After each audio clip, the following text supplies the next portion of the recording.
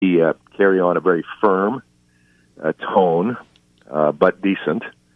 Will he zing Democrat leadership a little bit about the shutdown? And I expect he will, but I tend to believe that he's going to pretty much carry himself off like he did last week when he announced that he was going to give the House and Senate 3 weeks.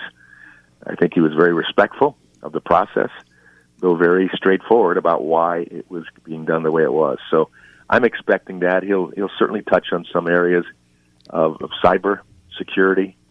And we have a guest that we're bringing who is really making a name in Michigan on the issue of cyber bullying, trying to attack that. And so we're glad to have her with us. But there'll be a lot of issues that to talk about, and I expect the Democrats to be sitting on their hands quite often during his speech.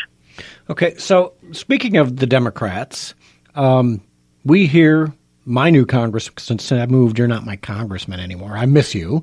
But I moved into Livingston County, and Mike Bishop was my congressman. Now we have a Democrat, Alyssa Slotkin.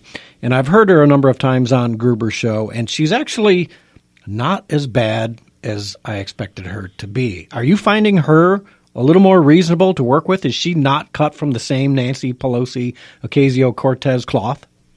No, she certainly isn't that. And Alyssa and I have had good relations thus far. I think she understands that I would rather have Mike Bishop there.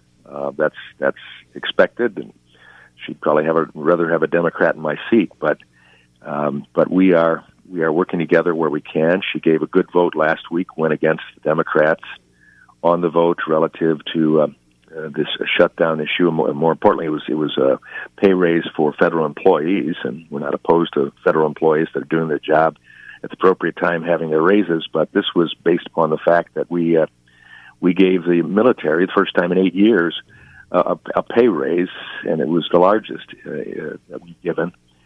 Finally got that. It was 2.6%.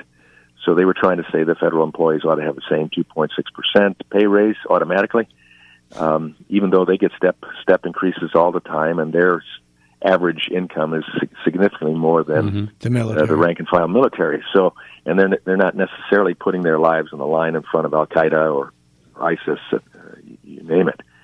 So we put up an amendment. It's called a motion to recommit. That would have taken the bill back to reconsideration, but it also put an amendment on saying that any federal employee that was under suspension or research on sexual discrimination, misconduct, etc., would not receive this pay increase. Well, that's a common sense thing. You shouldn't be giving people rewards for committing sexual misconduct on the job as a federal employee. And ultimately, we had 16 Democrats that voted with us, 16 or 17, and one of those was Alyssa Slotkin. I think she saw the wisdom of saying, yeah, that makes common sense. I'm not going to stick with Nancy on this. I'm going to vote with the Republicans. Had we had 21 Democrats, we'd have passed that. So we're getting closer. I think that shows that there is a break coming within the Democrat conference on a number of issues, including on this shutdown issue and border security. So I have reasonable hope that we're going to get something done that, unless Nancy just totally blocks it, that we'll get something to the president that he most likely could sign. Okay, that's great. Well, if you see Alyssa next, tell her she's welcome to come on the show. I'll give her a fair shake. I think you know that. So I'd love to get her take on things as well. Close to my heart, I ask you, I think, probably every other time you're on the show. I put up an article on the Daily Drift this last week about Iran, Russia, China, North Korea, all looking to build what we call EMP bombs, nuclear bombs, which are designed just to knock out our electrical infrastructure. And I know you've had many bills under Speaker Ryan talking about getting the infrastructure in place to protect our electrical grid.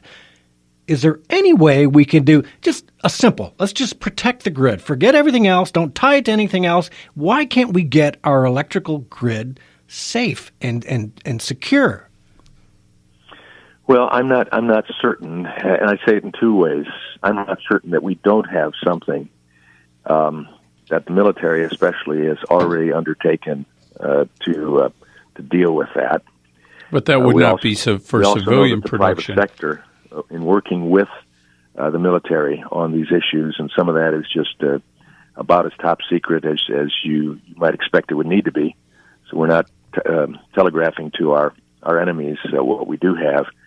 I believe because of Trent Franks a few years back starting this, Trent from Arizona, who's no longer in Congress, but he started that. That was a key issue of his concern. He sat on the appropriate committee, Armed Services, in the House, and had significant contact with the military. I would think, and that we're not going to be caught by surprise on this, either what the other countries and the actors are doing, as well as our preparations for it. But it is certainly something to keep pushing on. Okay. And my last question, Ed, unless you've got something, budgets.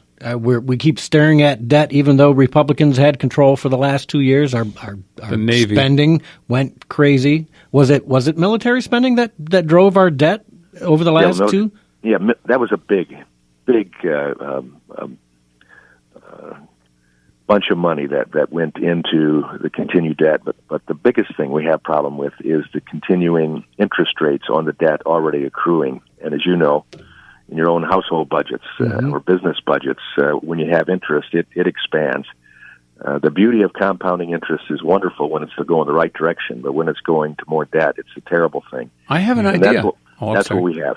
Yeah. Let's use the money that we'd spend on Medicare for everybody to pay off the debt instead. You guys considered that? Well, let's do the one better thing. Let's not make sure that we don't get Medicare for all. Oh, okay. Exactly. That's $32 trillion. And the more they talk about it, the more opportunity it'll be for the American people to say, "This is nuts." It is. And, but I appreciate the continued push on the debt, and that's why we continued to hold the line on the discretionary spending since 2011 when we had the majority. Yeah. But to get at that mandatory spending, we've got to get past the Senate's filibuster, and I mean keep the senators, Republicans and Democrats, feet to the fire on that whole issue of the filibuster, the cloture requirement. If we could at least take that away for appropriations bills, that you cannot use a cloture filibuster to stop that going forward. Okay. That would be help. Yeah. All right. Well, Tim, thank you so much. As always, we appreciate it, and we'll see you next month. Look forward to it. Take care. And bye-bye. Bye-bye. All right. So, folks, until next week, go to thedailydrift.com, go to currentonline.com, and think about advertising in the Current to keep us afloat. Yeah. All right. See you next week.